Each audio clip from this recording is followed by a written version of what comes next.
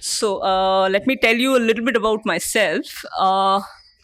Prior to joining LCW, I was doing a PhD in law and governance. The reason I came here to LCW is because while I love engaging with the world of ideas, what I also like is a chance to speak with a wider audience. And that's what brought me to LCW and the kind of work they do. Another reason is, of course, the research that I did, which is around land issues.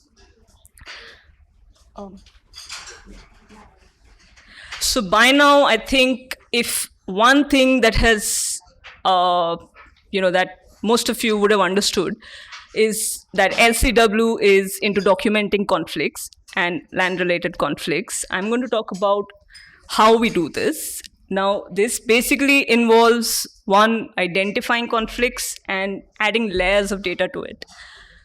Now, let me share with you an example to describe how actually this works out. A few months ago, we had an intern. His name is Satish Bhartiya.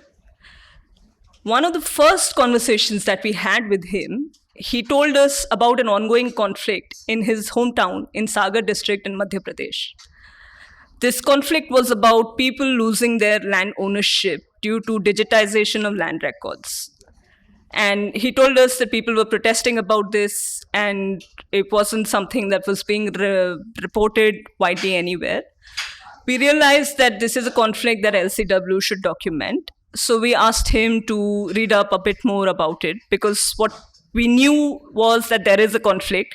What we didn't know was the scale of that conflict.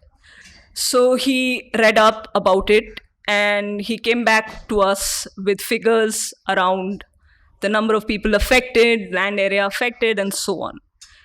At that point, we realized that there is a need to understand a bit more about the process by which this is happening.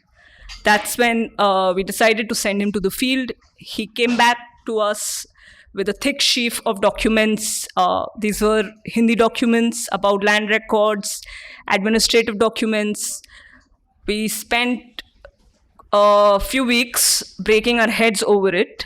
And what came out of that is something that Furqan will talk about.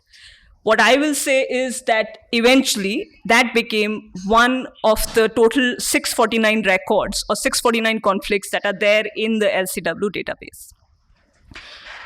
We have around 41 researchers spread across 25 states who report conflicts for us, and they do it, they follow a pretty much a similar process like Satish did.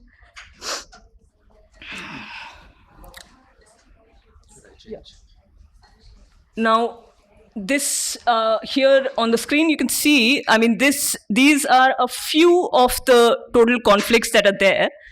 And one thing that will become clear to you is, just from the screen, is that these conflicts are spread across a very wide geography, stretching from Manipur to Kerala and, in between Rajasthan, including Odisha and Chhattisgarh.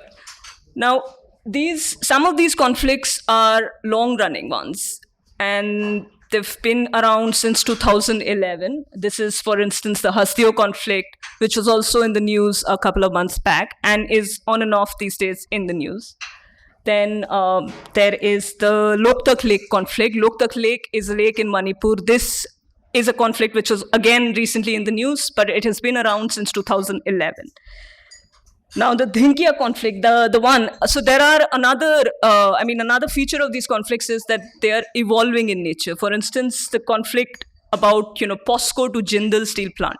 This is a conflict in Dhinkia in Odisha. This is a conflict about a piece of land where at first POSCO wanted to set up a mine. People resisted. This was back in 2005. People resisted over the years. And eventually POSCO had to back out. But now Jindal Steelworks is wanting to set up a plant there, and people are protesting that. So, I think that's it from my side. And I think now I'm going to I'm going to pass on the floor to my colleague, Furqan. Thank you. Hi, I'm Furqan. I am the associate editor with Land Conflict Watch. Thank you, Radhika. I'll pick up from where you left and talk a little more about Satish. So, Satish, basically, we sent him back to gather more information about how things were playing out in Sagar and how economics and social dynamics were at play. So we found out that a lot of Dalit and Adivasi farmers were being dropped out of these digitization process, and how it was being done is what Satish was supposed to cover. And so he went back to the field and spoke to the people there, got testimonies from them, and figured out how people like Ganesh were being robbed of their land rights.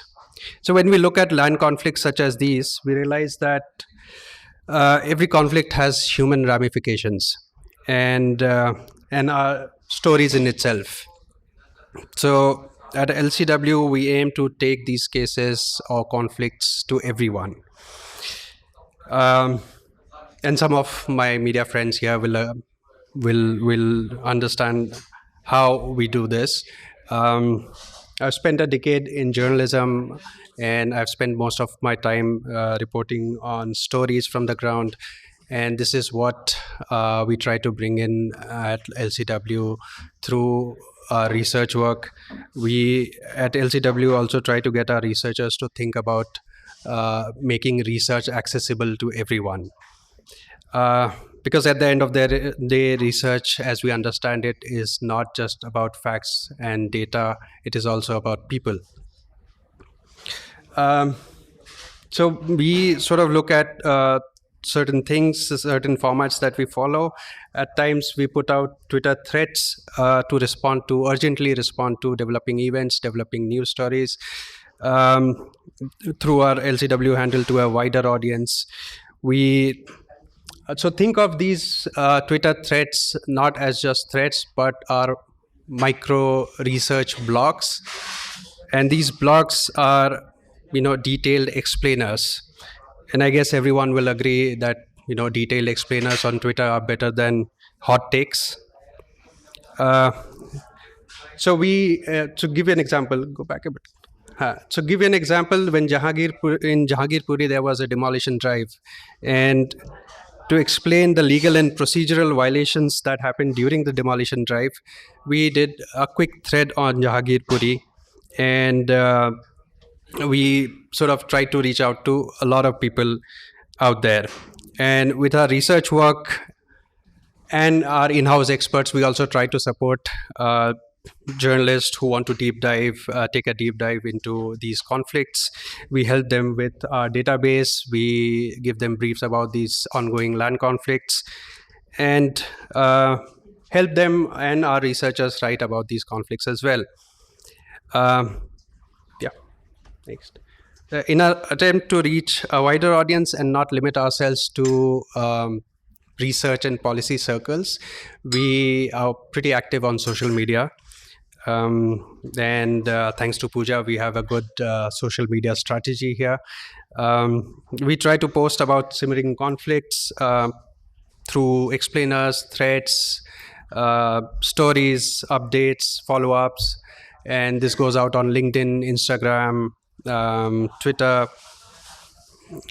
And we try to source videos and photographs from our researchers directly from the field and take it to everyone. So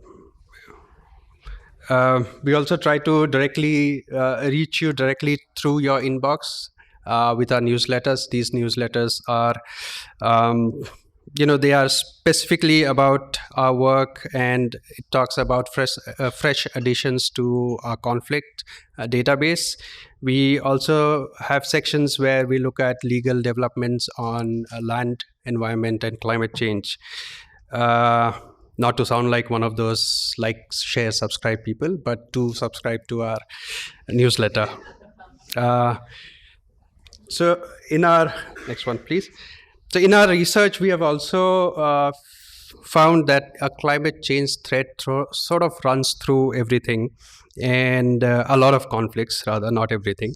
and these are often related to renewable energy and conventional sources of energy. And so we think that climate change is an emerging topic and an area of interest for us. So we've started looking at international negotiations which have potential impacts on what is happening on the ground here.